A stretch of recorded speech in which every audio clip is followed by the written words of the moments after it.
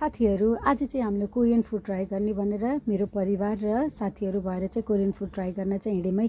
यो चाहिँ लेक साइड जरेवरमै स्थित रहेछ। नयाँ धेरै महिना चाहिँ भएको रहेछ है, 9 मन्थ कम्प्लिट भएको रहेछ। यहाँ चाहिँ कोरिया बसेर आउनुभएको दाइले चाहिँ काठमाडौँमा 2टा ब्रान्च रहेछन् अनि यहाँ पोखरामा खोल्नु भएको रहेछ। यति मजाको छ कि यो रेस्टुरेन्ट देख्नमै आँखालाई यस्तो आनन्द आउँछ कि यहाँको इन्भाइरोमेन्टहरू देख्दाखेरि कि।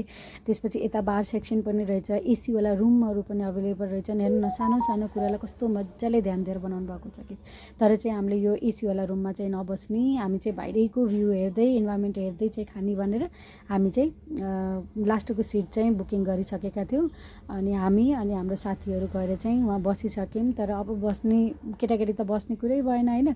उनीहरू चाहिँ मम्मी हामी चाहिँ किड जोनमा जान्छौँ है भने। अनि त्यसपछि किड जोनमा उनीहरूले रमाइलो गर्दै थिए, खेल्दै थिए।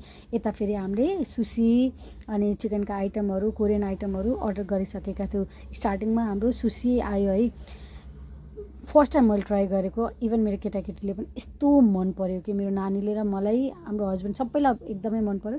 बाबुले चाहिँ त्यति रुचाएन, उसले चाहिँ उही आफ्नो सेक पियो है। त्यसपछि त्यो अर्डर खाइसकेपछि हामीले चाहिँ पेन्टो बक्स एकदमै फेमस हो भन्नुभएको थियो र हामीले पेन्टो बक्स अर्डर गऱ्यौँ।